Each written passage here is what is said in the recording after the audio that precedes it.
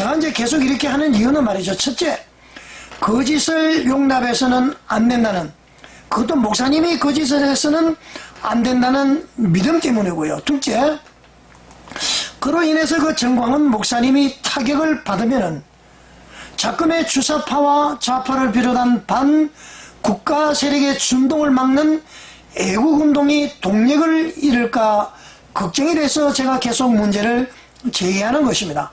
애국운동의 동력이 상실이 되거나 약화되면은 좋아할 사람이 누구고 말이죠?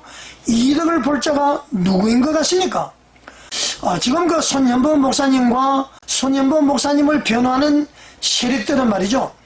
대국본 측이, 다시 말해서 전광훈 목사님이 헌금 때문에 깽판을 쳤다. 또 헌금하는 오후 3시부터 1시간 30분이 지난 뒤에 축도를 했는데 지금 축도 평결을 된다고 이렇게 말씀을 하고 있습니다. 이 말은 완전 거짓입니다. 여러분 안녕하십니까? 마나임 뉴스입니다. 사람들은 그 살인이나 방화나 강간이나 이런 것들이 아주 흉악한 범죄로 알고 있는데요. 잘 아시겠지만 하나님께서는 그 우리 피조물이 창조주인 하나님께 해야 될 4가지의 계명 외에 총 6가지의 계명을 말이죠. 피조물끼리 지켜야 될 계명으로 우리에게 주셨습니다. 그 6가지 계명 중에 그 제9계명이 내 이웃에 대해서 거짓 증거하지 말라이죠. 우리들은 주로 이제 살인, 간음, 도적질은 아주 나쁘게 보는 경향이 있고, 불효라든가 거짓이나 이웃을 탐내는 것은 상대적으로 좀 가볍게 여기는 것이 대부분의 사람들의 생각이 아닌가 그렇게 판단이 되어집니다. 저는 말이죠, 모두 다 중요하기에 이 모든 것은 우리가 지켜야 될 최소한의 규범이 아닌가 이렇게 생각을 해봅니다. 어제 그 중형을 선고받은 가수 김호중 씨 있죠? 이분도 기독교인입니다. 이 김호중 씨도 말이죠, 음주운전 그 사고 후에 뺑소니보다도 분명한 증거가 있음에도 불구하고 술을 먹지 않았다라는 이 거짓말과 또 이 증거인멸 때문에 국민들의 공분을 쌓았고 그 결과가 금방 그의 판결에 상당한 영향을 끼쳤다는 것은 부인할 수 없는 사실로 보입니다. 또 김호중 씨의 그 증거인멸을 시도하고 그를 감쌌던 분들도 또 대리 자수를 했던 매니저 외에는 모두 실형 선고를 받은 것을 우리는 소식을 통해서 알고 있습니다. 자, 그럼 여러분 1027 연합기도회가 끝난 지가 벌써 18일째입니다만은 아직까지 그 몇 가지 사실에 대해서 손현보 목사님이 자신의 발언으로 인해서 분명히 거짓말이 입증이 되었음에도 불구하고 말이죠, 현재까지 함구하고 있고, 상대 측인 그 정광훈 목사님께서는 대국적인 견지에서 사과를 했으면은 손현보 목사님이 좀 못 이기는 척하고 사과를 수용하면서 본인도 사과를 하면은 좀 조용히 마무리가 될 터인데, 저는 그 손현보 목사님의 지금까지 행보를 전혀 이해할 수가 없습니다. 그러다 보니까 말이죠, 거짓말에 또 거짓말을 낳을 수 있고, 또 손현보 목사님을 신뢰하시는 분들은 그 등달아서 정광훈 목사님이 거짓말을 하고 있다고 주장을 함으로써 그들이 또 죄를 짓도록 방기하고 있다고 볼 수 있습니다.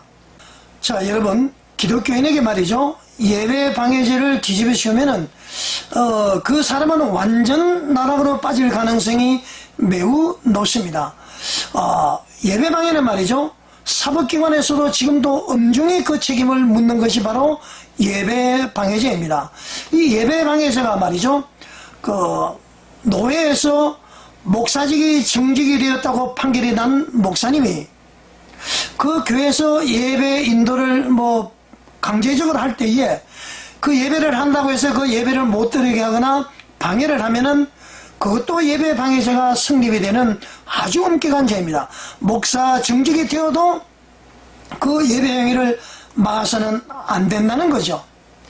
그런데 지금은 말이죠, 이 정광훈 목사님은 많이 희석이 되었지만은 그래도 예배 방해라는 프레임에 갇혀 있다고 해도 과언이 아닐 것입니다.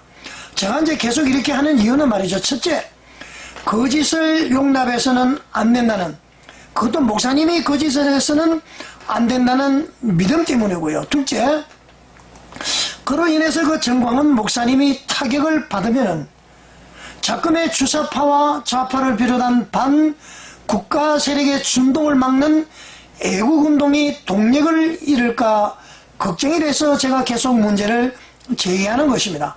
자, 여러분, 애국운동의 동력이 상실이 되거나 약화되면 좋아할 사람이 누구고 말이죠? 이득을 볼 자가 누구인 것 같습니까? 바로 주사파가 아닙니까? 바로 좌파가 아닙니까? 그리고 북한의 김정은 세습 독재 정권 아닙니까, 여러분?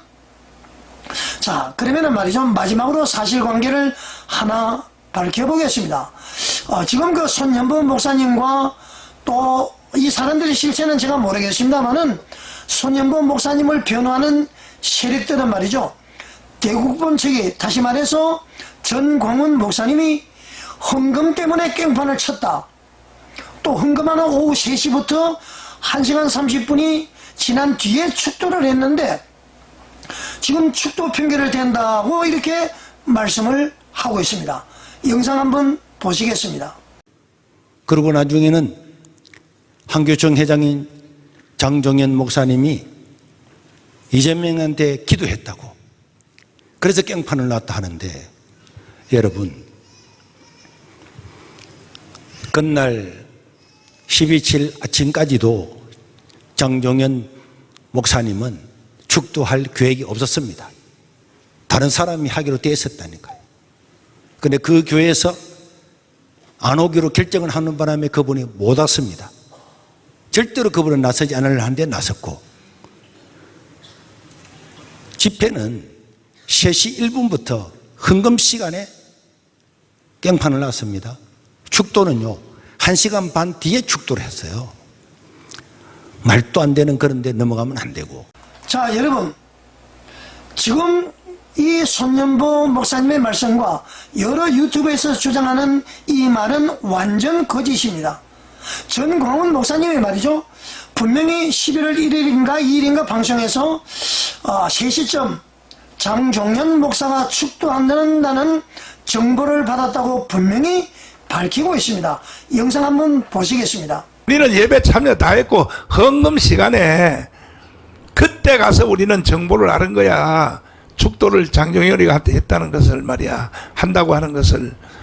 그래서 우리는 할 거 다 했어. 의무를 다 했단 말이야. 근데 뭐 정광훈이가 예배를 방해놨다고? 자, 여러분, 만약에 이 영상이 1027 행사 뒤의 영상이라고 사후 조작이라고 볼 수 있을 겁니다. 자, 그럼 다른 영상을 다시 한번 보시겠습니다. 민주당이 공성애법을 차별금지법을 발의하고 있기 때문에 한국 교회가 이재명을 지지한다면 사탄의 눈이 함께하는 것입니다. 여러분, 한교총 대표회장이 이재명을 대통령 내라고 축복기도 했는데 우리는 이런 자와 함께할 수 없습니다. 여러분, 이 영상 보시니까 어떻습니까? 조나단 목사께서 3시가 좀 지난 뒤, 그러니까 그 헌금 시간이었죠. 대국본 무대에서 민주당 이재명 대표에게 대통령 되라고 축복 기도를 한 그 한교총 대표와 함께 할 수 없다라고 공개적으로 밝혔습니다. 이 영상은 제가 직접 촬영을 했습니다. 이 조나단 목사께서 분명히 장종현 목사가 축도 순서가 있다는 것을 알았기 때문에 이 발언을 했다고 보는 것이 합리적인 것입니다. 여러분 어떻게 생각하십니까? 자, 여러분, 이 영상을 볼 때 전광훈 목사의 말이 1027 후에 합리화하기 위해서 만든 말이 아님을 알 수 있는 것 아닙니까, 여러분? 그 시간에 분명히 장종현 목사의 순서에 대해서 문제가 있다고 조나단 목사님께서 제기를 한 것입니다. 자, 이제 말이죠, 일부 유튜브 그리고 예배 방해라고 주장하시는 분들, 헌금 때문에 깽판 쳤다고는 말은 말이죠, 완전 거짓이고 예배 방해라는 죄를 뒤집어 씌우기 위한 거짓이 분명해진 것을 여러분들은 아시기를 바랍니다. 자, 이제 말이죠. 손연보 목사님의 결자 해제가 반드시 필요합니다. 거짓말은 거짓말을 낳고요. 계속 주변에 있는 사람이 죄를 지을 수밖에 없습니다. 김호중 씨가 거짓말을 함으로 해서 그 거짓말을 합리화하기 위해서 여러 사람들이 공범이 되어서 엄한 처벌을 받았습니다. 주변에 있는 사람이 계속 죄를 짓도록 해서는 안 됩니다. 주변의 성도들이 말이죠, 같이 죄를 짓게 하는 일이 없도록 하시기를 제가 손연보 목사님에게 강력하게 권면을 드립니다. 상황을 맞추어서 이렇게 해나가면 되지 않습니다. 지금이라도 늦지 않았습니다. 사람은 누구나 실수를 할 수 있습니다. 또 그렇게 정광훈 목사님 말씀처럼 착시할 수도 있습니다. 착각할 수도 있습니다. 이제 결자 해지를 반드시 손연보 목사님께서 하시기 바랍니다. 시청해 주셔서 감사를 드립니다.